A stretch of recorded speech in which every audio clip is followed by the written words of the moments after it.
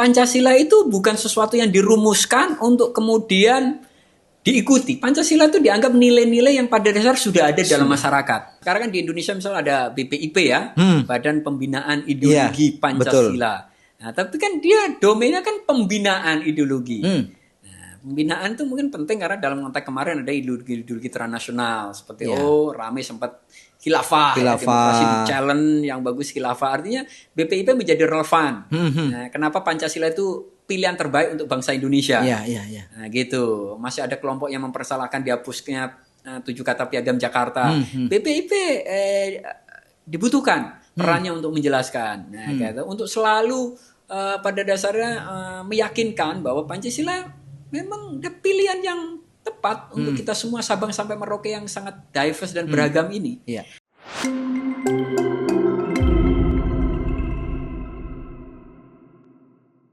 Halo sahabat Jaga Asa, kembali berjumpa di Jaga Asa Podcast. Kali ini kita akan membincang soal Pancasila dan generasi muda. Apakah pertanyaan kita, generasi muda hari ini mampu memahami Pancasila atau tidak?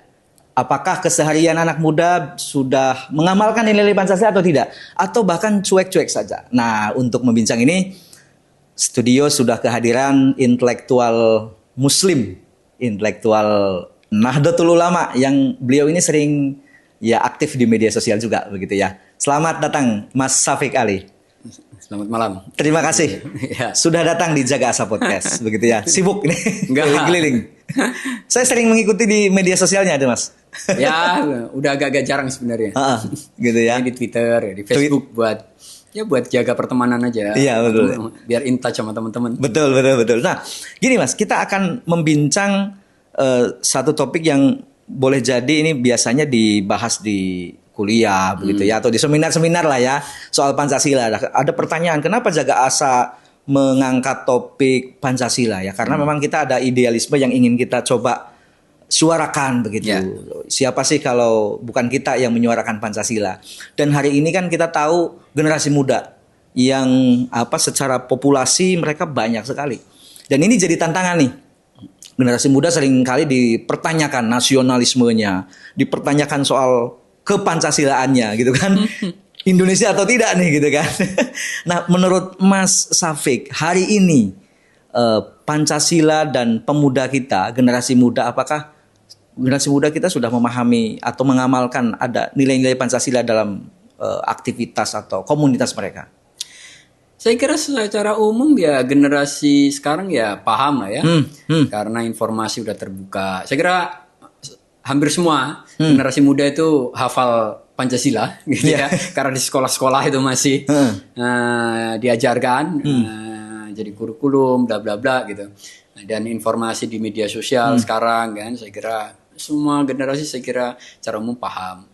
Tapi apakah mengamalkan atau tidak mungkin persoalan lain karena kan perilaku manusia itu dipengaruhi oleh banyak faktor. Dipengaruhi oleh nilai-nilai yang memang dia tanamkan dari kecil, di lingkungan keluarga, di lingkungan pendidikan, dibentuk oleh media, tayangan-tayangan yang mereka tonton, figur-figur yang mereka idolakan dan seterusnya. Nah, jadi ya mungkin kalau pertanyaannya mengamalkan ya mungkin ya sebagian mungkin belum sepenuhnya. Tapi kan namanya anak muda ya. Betul. Dan ini mungkin jadi tantangan ya bagi generasi hari ini, mereka yang punya kreativitas begitu ya, punya pemikiran tersendiri karena banyaknya informasi begitu ya. Sebenarnya apa yang mungkin metode gitu ya yang tepat dilakukan, misalnya mungkin kalau melihat di kampus, di sekolah atau di keluarga begitu ya. Karena seringkali kita kan mendengar Pancasila harus ditanamkan sebagai ideologi bangsa begitu.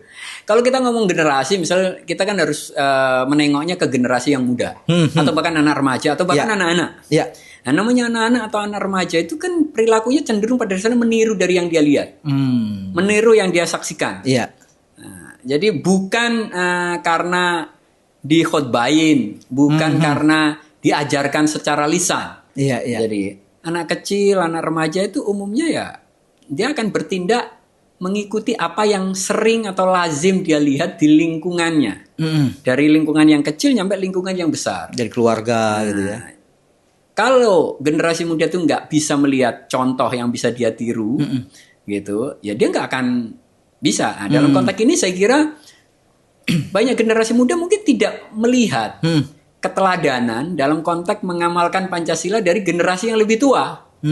Sehingga implikasinya mungkin banyak generasi muda juga ya mungkin nggak punya kesadaran setiap saat untuk merefleksikan hidupnya, apakah hidupnya itu udah sesuai dengan spirit Pancasila itu. Iya, berarti modeling ini penting ya? Nah, kita kan tahu misal kita ngomong di Pancasila ada kebijaksanaan dalam permusyawaratan, dalam arti kan kebiasaan untuk berembuk dalam tanda kutip bermusyawarah atau keadilan sosial. Tapi kalau dia nggak melihat bahwa orang-orang di sekitarnya mempraktekkan semangat keadilan sosial itu, ya dia mungkin lama-lama juga jadi nafsi-nafsi istilahnya kan, lu gue gitu kan. Nah kan gitu. Iya, apalagi ya kalau tidak dibudayakan ya berarti sesuatu hal yang salah itu kalau dibiasakan bisa jadi dianggap sebuah kebenaran begitu ya kan? Iya. Maka abad-abad manusia kan begitu. Dulu perbudakan nggak dianggap sebagai sesuatu yang salah, kan? Di sekian abad yang lalu, gitu kan? Membunuh orang di luar kelompok, di luar suku dulu nggak dianggap yang salah. Nah, perubahan sejarah, perkembangan peradaban yang membuat itu salah.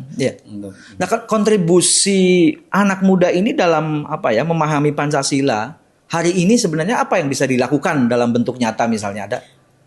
Sekarang justru ada situasi menurut saya adalah anak muda itu sekarang yang banyak malah mengingatkan orang tuanya karena mereka melihatkan bahwa yang banyak melanggar spirit Pancasila itu orang tua. Misal case kemarin. Anggota DPR dapat kenaikan gaji sekian puluh juta atau 50 juta. Perasaan keadilan kan itu menodai, nggak cocok, gitu kan? Nah, yang ada kan anak muda kemudian pada ngingetin orang tuanya, karena itu nggak sesuai prinsip keadilan sosial bagi seluruh rakyat Indonesia. Ya kan? Sila keadilan sosial tuh nggak terpenuhi di situ. Ada banyak sekali orang di lingkungan mereka yang hidupnya susah atau bahkan mereka banyak sekali yang mungkin kuliah aja yang makin mahal tuh berat, tetapi kok ada pejabat publik yang dapat gaji segitu besar, TOP, kayak gitu-gitu. Nah, jadi yang ada sekarang ya anak muda mengawasi yang tua itu.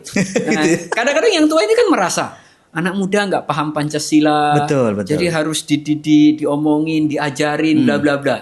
Tapi satu sisi anak mudanya menyaksikan yang tuanya yang udah meninggalkan spirit Pancasila. Betul. Padahal harusnya dikasih contoh. Iya, harusnya keteladanan. Orang muda itu melihat keteladanan. Jadi keteladanan ini memang penting ya untuk... Penting apalagi dari masyarakat Indonesia yang dalam tanda kutip paternalis. Yang semi tradisional. Kita ini kan diambang antara masyarakat tradisional dan masyarakat modern. Kita diambang antara masyarakat yang tradisional, modern, komunal dan individual. Kita itu diambang itu pada dasarnya. Nah, di ambang itu kita masih menyaksikan bahwa masyarakat Indonesia itu paternalis. Masyarakat yang paternalis itu butuh keteladanan tinggi. Bukan sekadar apa yang ada di undang-undang. Apa yang ini boleh, nggak boleh. Oh, lampu merah itu nggak boleh. Kalau hijau baru jalan. Tapi kalau dia lihat, yang tua kalau lampu merah itu tetap nerobos, anak-anak remaja akan yang mengikutinya. Mengikuti, betul. Karena dengan mentalitas paternalis tadi. Jadi keteladanan ini yang kemudian hari ini kering begitu ya Mas ya. Saya kira yang hilang. Nah terus dari situ. Sebenarnya apa yang harus mungkin kalau mulainya dari mana nih Mas? Kalau udah posisi hari ini begitu? Ya pertama kalau kita mulai dari dunia pendidikan. Kita kan kalau mau mendidik generasi itu kan kita butuh bertahun-tahun bahkan puluhan tahun gitu kan. Ya kita mulai dari pendidikan karena sekarang anak itu menghabiskan waktunya sebagian besar di sekolah. Betul. Di sekolah. Dia harus benar-benar mendapatkan pengajaran yang baik dan mendapatkan contoh yang baik di sekolah. Anak TK, itu kalau dia di sekolah dididik A, kemudian di rumah kok dia melihat ada yang nggak benar. Betul. Bu, itu menurut bu guru nggak boleh, kan gitu. Betul. Yang punya anak sering cerita seperti itu. Anaknya komplain terkait sesuatu yang terjadi di rumah karena nggak sesuai apa yang diajarkan gurunya. Itu contoh betapa anak itu kalau mengkredit dari kecil pertama di sekolah, apalagi dia menghabiskan 9 tahun paling tidak di sekolah. Di situ, apalagi tambah TK misalnya gitu. Yang kedua memang ya kontak keluarga. Nah, keluarga itu kan juga hal yang sangat penting dalam masyarakat kita yang masih sangat ya family lah ya, yang tidak individual. Kemudian ya lingkungan secara umum di desa dan konteks negara ada ungkapan kan, untuk membesarkan seorang anak kita butuh satu kampung. Ada yang nggak cukup oleh orang tuanya sendiri, keluarganya nggak cukup. Saya akui Mas itu. Gitu kan? Itu kan ada pepatah Afrika yang bilang kan, to raise a child we need a village. Bahkan membesarkan seorang anak aja kita butuh keterlibatan orang satu kampung. Nantinya lingkungan sosial itu juga harus dipastikan dia benar. Kalau ada lingkungan sosial yang nggak benar, ya negara harus hadir untuk benerin. Kalau ada lingkungan sosial kerjaannya misal tawuran, atau angka kriminalitas tinggi, angka kemalingan tinggi, ya itu bukan lingkungan yang sehat untuk tumbuhnya generasi. Di situ, negara juga harus hadir di situ, tertib hukum dan seterusnya. Sampai level ya apa yang dilihat generasi muda di media. Kalau dia media dilihat figur-figur pemimpin publik yang nggak bagus, ya sulit mengharapkan anak-anak muda ini akan embracing atau menginternalisasikan nilai-nilai Pancasila di dirinya. Belum ada tantangan lagi keterbukaan hari ini. Hari ini orang menyaksikan tontonan dari seluruh dunia, dari seluruh budaya, mau dari Amerika, mau dari Eropa, mau dari Timur Tengah, dari apapun lah, mau dari Jepang, dari Korea. Dan dengan YouTube anak itu bisa menonton apapun. Artinya mereka terpapar oleh kultur-kultur yang mungkin berbeda. Betul. Sehingga mereka membandingkan. Tidak cocok, ada yang cocok, ada yang tidak cocok, ya mereka dibentuk oleh itu semua. Kalau proses di dalam negeri mereka nggak bisa percayai, kemudian mereka mengikuti apa yang dia lihat di media, ya dia akan memeluk nilai-nilai yang dia serap di media. Karena yang dari dalam, dari lingkungan sekolahnya, dari keluarganya, dari desanya, dari negaranya, dia merasa nggak ada keteladanannya. Betul. Termasuk memberikan ruang begitu ya. Kalau dari sisi demokrasi, misalnya ada ruang untuk anak muda, misalnya di posisi pekerjaan tertentu, berpendapat begitu ya. Jangan sampai dibunuh. Kadang kan kesempatan mana nih katanya. Anak muda diberikan ruang begitu. Kadang yang isi orang-orang tua aja gitu Mas. Ya betul. Ya pada dasarnya kan negara yang baik kan yang bisa menjamin hak-hak dasar warga negaranya. Gitu kan. Pancasila itu kan dasar negara spirit. Bahwa kita bernegara itu spiritnya Pancasila. Tetapi kan ada hak dasar, pada hak dasar manusia yang dibahas ya harus dijamin. Manusia itu harus punya jaminan dia selalu bisa makan. Manusia harus punya jaminan dia punya tempat tinggal.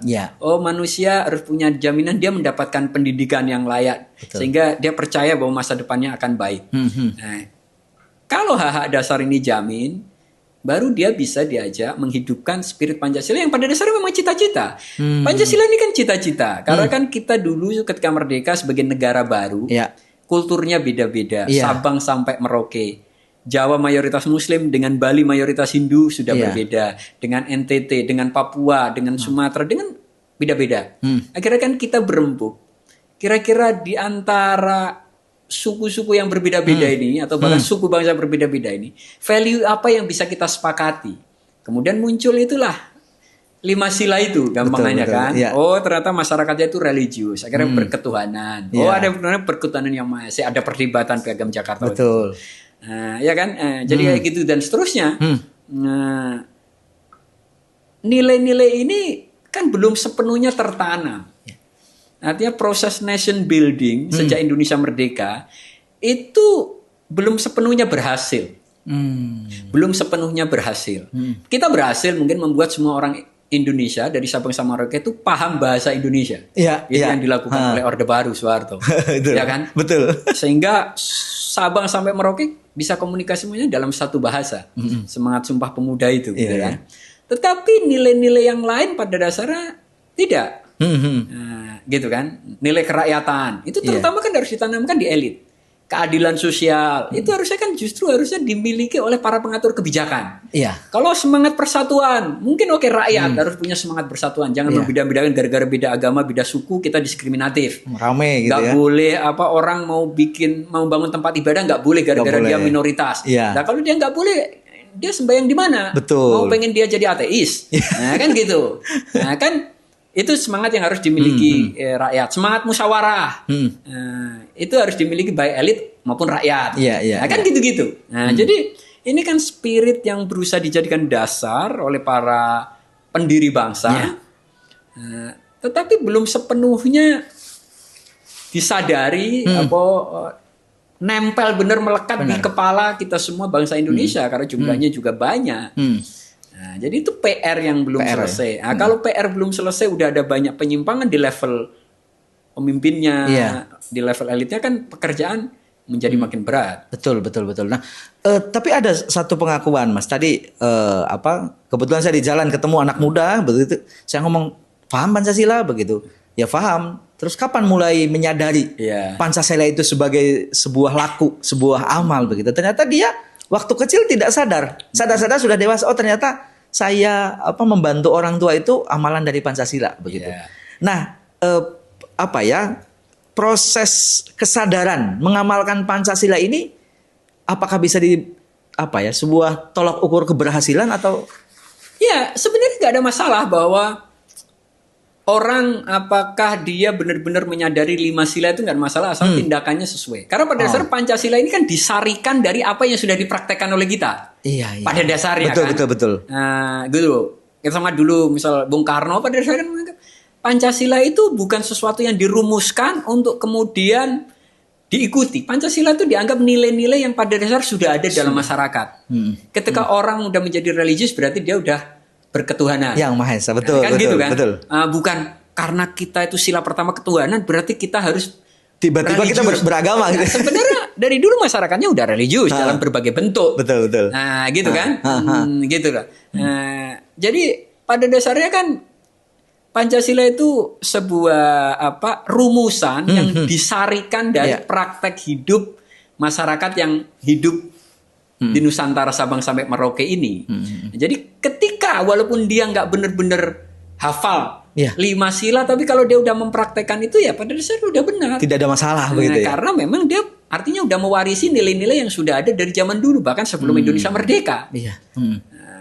Masalah kalau dia mempraktekkan nilai yang bertentangan dengan Pancasila. Baru di situ masalah. Nah, kalau dia mempraktekkan nilai yang bertentangan, harus dilihat itu karena perilaku individual atau perilaku sosial. Nah, kalau ada misal sekelompok masyarakat kok masih punya perilaku sosial yang bertentangan, artinya value sosialnya dia nggak nyambung dengan spirit para pendiri bangsa. Berarti harus direlativisir. Ya sama kayak dalam konteks contoh kan kita beragama. Zaman dulu mungkin ya tentang Islam rasa pokoknya ya Islam itu yang benar yang lain salah, jadi karena salah ya nggak boleh hidup gitu. Itu sebelum kita terima Pancasila. Mungkin prinsipnya kayak gitu. Tapi setelah kita terima Pancasila, bersepakat jadi satu bangsa, kita kan harus menghargai keyakinan lain yang bahkan menurut kita tidak benar. Karena toh dia nggak menggasak, nggak merugikan keyakinan kita pada dasarnya. Ya, Mas Syafiq, di era globalisasi ini dengan perkembangan teknologi, kemajuan informasi yang serba cepat begitu. Sebenarnya apa tantangan Pancasila agar Pancasila ini kan dituntut selalu aplikatif begitu, Mas? Khususnya untuk anak muda nih. Ya, tantangannya kita kehilangan nilai-nilai kita sendiri dan mengadopsi nilai-nilai global dalam tanda kutip yang mungkin tidak sepenuhnya cocok. Gitu. Artinya identitas kita sebagai bangsa mungkin lama-lama bisa hilang. Nah, gitu. Nah, ini jadi sebuah ancaman juga. Tantangannya begitu. Globalisasi itu kan tantangannya seperti itu. Dan juga tantangannya kan ada banyak, saya kira pertentangan juga, ketidakcocokan antara nilai-nilai global dengan nilai lokal. Di tingkat tertentu. Betul. Gitu-gitu. Ya simpel lah. Sederhana urusan cara berpakaian aja. Betul. Itu kan cara berpakaian dalam standar global. Kalau kita lihat misal artis-artis Amerika misalnya. Nah, dan itu bukan hanya Amerika tapi udah menjadi tren dunia. Itu kan mungkin buat kelompok masyarakat tertentu, suku tertentu, agama tertentu kan mungkin tabu. Dia nggak cocok. Betul. Nggak cocok. Wong yang Jakarta aja, gaya perpakaian Jakarta kalau pulang kampung gitu, ibaratnya gaya pakaiannya aneh banget tuh. Hot pants gitu misal, itu kan dirasa nggak cocok oleh orang kampung kan. Itu contoh. Itu contoh bahwa globalisasi punya dampak untuk menggerus karakter-karakter lokal dari sebuah bangsa, karakter nasional dari sebuah bangsa, dan ya bagaimana sikap kita terhadap diri kita. Iya, iya. Sebagai sebuah bangsa kan dia harus pada dasarnya punya karakter sendiri. Kita nggak boleh tertutup. Betul. Karena pada dasarnya sebuah bangsa bisa maju kalau dia open terhadap nilai-nilai yang lain, mendialogkan nilai-nilai kita dengan nilai-nilai yang dari luar. Kalau itu lebih baik, kenapa tidak? Kita adopsi. Iya. Kalau kita terlalu membanggakan nilai-nilai kita sendiri dan kita menjadi tertutup dari nilai-nilai lain, kita nggak akan bisa berkembang. Ibarat pohon, kita nggak mau kena sinar matahari, yang nggak akan berkembang. Nah di situ kita kan harus membuka ruang agar kita bersentuhan tapi kita punya penilaian, punya prinsip. Mana yang kira-kira baik untuk perkembangan bangsa kita, mana yang kira-kira tidak baik. Tidak baik, betul. Nggak, sekarang dunia online, tayangan apapun ada, gitu kan? Tayangan apapun ada, kan kita bisa melihat berdasar value kultural kita, ini benar atau tidak benar. Betul. Kalau dianggap tidak benar, kenapa? Memang ini yang salah atau value kita yang mungkin problematis, misalnya.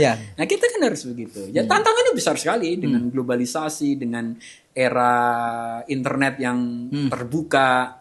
Nah itu tantangannya besar sekali. Di tengah tantangan ini, khususnya terkait dengan globalisasi, sebenarnya nih kalau mau ibaratnya mencari siapa panglima atau yang harus turun tangan duluan ini, kira-kira siapa Mas? Ya pada dasarnya harus negara ya. Negara dalam konteks kalau kita mau lihat ya memang ya presiden pertama harus hadir ya. Dulu namanya Pancasila kan selalu dipidatokan terus oleh Bung Karno sebagai dianggap penemu dari Pancasila gitu kan. Ya, yang bicara sehingga gaungnya nyampe dari ujung timurnya mau ujung barat kan karena itu Bung Karno. Sehingga elit-elit lain yang lain juga merespon. Ya sama dalam konteks Pancasila yang memang harus pertama-tama memberi contoh dan menghidupkan ya presiden. Baru nanti tokoh-tokoh memang di nyampe level grassroots. Nah, tapi ya saya bilang tadi nggak cukup dengan pidato, nggak cukup dengan mengecam anak muda hari ini udah nggak paham aja, ya, nggak cukup. Apalagi kalau yang bicara oleh anak mudanya dinilai tindakannya juga nggak Pancasilais. Nah, jadi kan gitu, sama lah. Anak lihat orang tua, orang tua bisa nasihatin anaknya kalau orang tuanya juga memang hidup dengan nilai itu. Kalau orang tuanya nggak hidup dengan nilai itu kan ya nggak bisa. Sama dengan guru. Kan. Iya. Berarti memang ya tidak cukup hanya sosialisasi begitu ya? Tidak cukup dengan sosialisasi. Makanya PR. Nah sekarang kan di Indonesia misalnya ada BPIP ya, Badan Pembinaan Ideologi Pancasila. Nah tapi kan dia domainnya kan pembinaan ideologi. Pembinaan itu mungkin penting karena dalam konteks kemarin ada ideologi transnasional seperti rame sempat khilafah. Demokrasi challenge yang bagus khilafah, artinya BPIP menjadi relevan. Nah, kenapa Pancasila itu pilihan terbaik untuk bangsa Indonesia? Nah, gitu. Masih ada kelompok yang mempersalahkan dihapusnya 7 kata piagam Jakarta. BPIP dibutuhkan perannya untuk menjelaskan. Nah, gitu. Untuk selalu pada dasarnya meyakinkan bahwa Pancasila memang pilihan yang tepat untuk kita semua Sabang sampai Merauke yang sangat diverse dan beragam ini. Tetapi kan domainnya PBIP berhenti di pendidikan, pembinaan itu tadi bahasanya. Betul. Nah, sementara generasi muda itu lebih kena kalau dikasih contoh keteladanan. Di situ. Nah, itu gimana Mas? Saya belum ketemu nih di diskusi ini. Ya, kalau kita ngomong sebagai bangsa dan negara kita ketemu, tapi kalau ngomong dalam kacamata misal BPIP ya nggak akan ketemu. Memang domainnya terbatas. Ya. Nah, makanya dalam konteks tadi, ya memang harus presiden spirit itu. Misal kalau ada minoritas yang nggak boleh ibadah nih, presidennya harus ngomong, ngingetin bahwa negara ini milik bersama, bukan milik satu golongan. Nah, bukan milik satu agama, bukan milik satu ras, ya gitu kan. Harus ngingetin bahwa siapapun boleh menjalankan agama sesuai keyakinannya sebagaimana dijamin konstitusi. Nah itu kalau ada pas kasus gitu, presiden ngomong, itu message yang sangat kuat. Sering kita ada kasus kayak gitu, pada udah berkali-kali, presiden kan nggak berstatement. Itu nanti ditunjukkan lewat kehadiran, lewat kebijakan di level bawah dan seterusnya. Sama juga ketika misal ada problem keadilan sosial yang di ini, nah gitu. Ya presiden harus ngomong. Jadi kalau terkait saya kira semangat dari 5 sila itu ya mestinya memang top level di Indonesia presiden harus bicara. Kalau itu sering, akhirnya seluruh layer di bawahnya akan mengikuti begitu dia akan ya. mengikuti. Karena tadi tidak cukup hanya dengan program ke program gitu kan, ada suri toladan, kemudian habitat yang memang terbiasa mengamalkan Pancasila, sehingga anak-anak muda ini bisa nonton nih yang benar-benar ini ternyata sesuai nih persatuan Indonesia begitu. Ya betul. Termasuk kita ada banyak lah dari ketuhanan, dari kemanusiaan, dari persatuan, dari permusawaratan, dari keadilan sosial. Dan itu 5 spirit yang pengen dihidupkan kita dan menjadi dasar kita sebagai bangsa.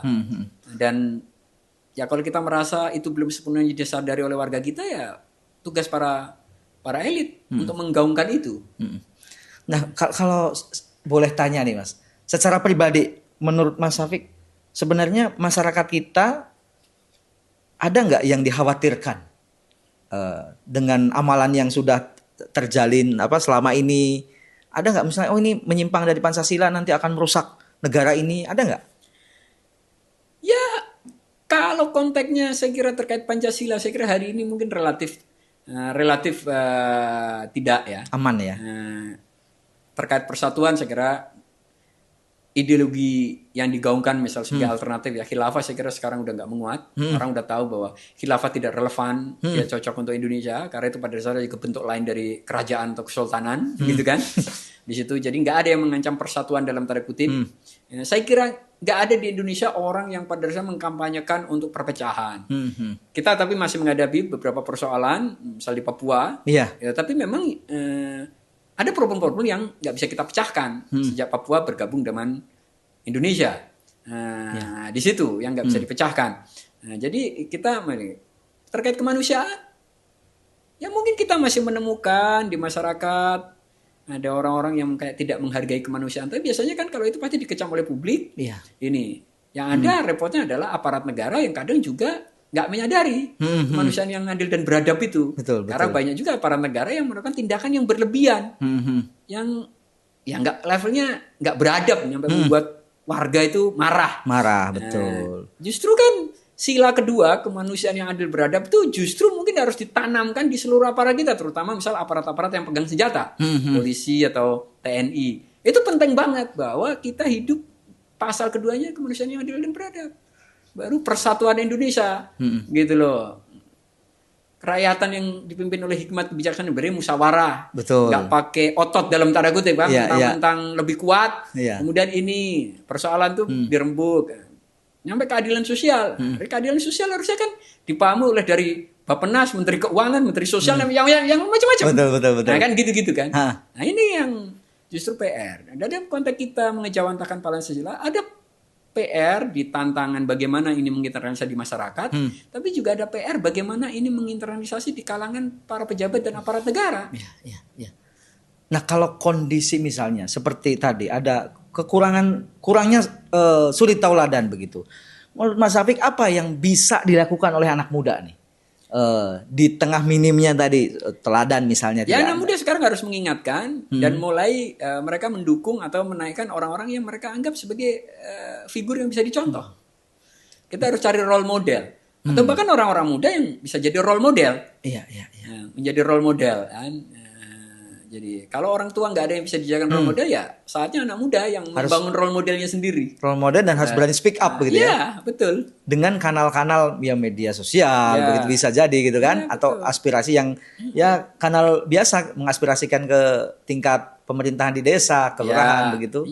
Bisa terjadi. Saya kira banyak pihak ya anak muda yang bekerja. Mereka umumnya anak muda kan senang di kerja-kerja perdamaian, yang menjaga persatuan, toleransi.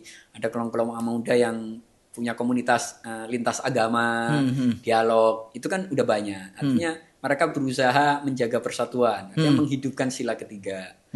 Juga ada banyak pekerja-pekerja kemanusiaan yang juga menghidupkan agar jangan sampai lah ada orang yang teraniaya Iya. yang begitunya, karena menghidupkan kemanusiaan yang beradab itu tadi, yang adil dan beradab. Nah di situ, jadi kita masih bisa lihat, tapi kan mungkin orang-orang muda ini bukan figur yang sangat kuat secara nasional. Betul. Jadi mungkin gaungnya tidak begitu Terbatas, besar. Makanya ya kita butuh dalam tanda role model-model yang mungkin kecil tapi banyak. Banyak yang selalu punya kesadaran menjaga persaudaraan, persatuan, karena mengingatkan bahwa Indonesia rumah bersama, menghidupkan kemanusiaan, kebiasaan untuk bermusyawarah, nggak kayak ibaratnya ada orang punya masalah dikit bawanya baku pukul gitu kan. Ya, betul. Punya masalah itu kan masih level binatang ibaratnya. Nah, binatang ketemu binatang, nah, ya udah. Baku hantam ya. Dia berkelahi. Akhirnya pokoknya kan tapi bagusnya binatang itu jarangnya nyampe membunuh. Binatang itu kalau ada yang kalah, ya udah dia menyingkir. Manusia itu kalau baku hantam sering membunuh. Itu problem itu. Masalah sepele aja bisa mengakibatkan kematian. Jadi manusia itu bisa lebih buruk dari binatang. Nah, kalau ada komunitas yang kita itu harus selalu menyadari sebagai manusia yang menghidupi kemanusiaan. Betul. Nah, itu. Yang sayangnya menurut saya justru yang sering tidak menyadari ini aparat negara yang sering pegang instrumen kekerasan, senjata. Orang yang megang senjata itu harusnya punya kesadaran kemanusiaan lebih tinggi daripada mereka yang nggak pegang senjata. Karena 1 detik mereka kehilangan kemanusiaannya, itu ada nasib orang yang terancam. Jadi memang jadi PR bersama begitu ya. PR besar. Soal Pancasila ini nggak bisa. Ya tapi ini terkait, ini bukan soal domain pendidikan ya. Negara baik satu kalau bangsanya memang dia mengadopsi nilai-nilai yang baik. Nilai-nilai yang baik bisa ditanamkan lewat pendidikan. Tapi juga negara baik bukan semata karena pendidikan atau value kultural, tetapi juga karena ada penegakan hukum. Betul. Nah, kita udah merancang sebuah hukum. Hukum dipastikan hukumnya harus baik. Ketika hukum baik itu ditegakkan, ya itu kita nggak bisa. Nah, orang mendidik anak aja kan nggak bisa cukup hanya dengan pendidikan. Ada hukumnya, ada reward and punishment-nya juga. Betul. Kalau ada salah dia dihukum. Walaupun hukumannya itu ngepel cuma istilahnya. Untuk menciptakan kehidupan yang baik, peradaban yang baik, kebudayaan yang baik, kita butuh pendidikan, tapi juga kita butuh hukum yang baik dan penegakannya. Nah, jadi kalau kita mau mendidik sebaik apapun gitu, tapi hukumnya bolong, hukum yang baiknya nggak ada, hukumnya buruk, atau hukumnya baik tapi penegakannya buruk, kita nggak bisa mengharapkan sebuah kehidupan yang baik. Jadi nilai Pancasila ya hanya akan jadi slogan saja begitu. Iya, jadi slogan, ya jadi materi khotbah aja. Begitu ya. Atau materi seminar lah begitu ya. Iya, kan itu problem. Problemnya di situ memang butuh turun tangan semua nih untuk menginternalisasikan, membumikan Pancasila yang memang benar-benar seringkali digaungkan begitu ya oleh. Ya, betul. Kita baru habis memperingati 80 tahun Indonesia merdeka. Ya sudah semestinya di 80 tahun kita menengok apakah Indonesia itu sudah memang semangat berketuhanan ya, semangat kemanusiaannya, semangat persatuannya, semangat musyawarahnya, semangat keadilan sosialnya. Kita bisa ngecek kan, itu kan sesimpel itu kan urusannya. Nah, dari sini ini udah terejawantahkan atau belum? Gitu. Yang paling banyak justru merusak atau melanggar spirit itu siapa? Nah, sederhana itu. Nah, 80 tahun Indonesia merdeka harusnya kita pakai tengok di situ. Betul. Nah, gitu. Kalau saya melihat di daerah Mas, di kampung-kampung nih dari media sosial begitu ya, saya ada optimisme gitu ya. Masyarakat mau berbondong-bondong untuk memeriahkan 17-an, karnaval dan lain sebagainya. Berarti ini ada nih semangat. Nasionalisme Indonesia itu tinggi sekali. Spirit nasionalisme warga Indonesia itu lebih tinggi daripada rata-rata warga Eropa yang memang lebih individual. Gitu. Jadi itu nggak usah dipertanyakan kalau urusan nasionalisme itu. Mereka akan turun. Ada sepak bola aja kayak begitu. Betul gitu kan. Nah, istilahnya gitu. Kita kalau ada ribut tuh dengan negara lain, itu semangat nasionalisme kita itu tinggi. Yang hilang ya tadi keteladanan. Betul. Jadi banyak generasi muda kayak kehilangan arah karena nggak ada keteladanan, nggak ada contoh, nggak ada kebijakan yang dianggap baik. Makasih Mas Syafiq sudah memberikan Sama-sama, insight luar biasa ini ternyata memang untuk menginternalisasikan, membumikan Pancasila ini ada titik terang, tidak hanya kita butuh satu bangsa. Kalau tadi Betul. membesarkan anaknya butuh satu desa. Satu desa ya, untuk membangun sebuah bangsa butuh keterlibatan semua. Semuanya. Saya sepakat kalau ini jadi tidak hanya selesai di bangku kuliah, di sekolah begitu ya, tetapi ini butuh sebuah sistem yang saling bahu membahu agar Pancasila ini tetap ada, diamalkan dan bisa menjadi arah kompas untuk bangsa ini menuju jalan yang benar, menuju impian kita bersama, Indonesia yang merdeka, sejahtera, berdaulat, adil dan makmur. Kira-kira begitu. Terima kasih Mas Syafiq atas kehadirannya di Jaga Asa Podcast dan sahabat Jaga Asa semuanya. Demikian tadi obrolan kita dengan Mas Syafiq yang sudah mencerahkan bagaimana membumikan Pancasila khususnya di kalangan generasi muda. Dan kalian buat sahabat muda tentu simak terus Jaga Asa Podcast karena ada informasi-informasi yang akan bisa menginspirasi kalian untuk menjaga asa kita tetap optimis. Sekian, sampai jumpa di episode berikutnya. Terima kasih. Assalamualaikum.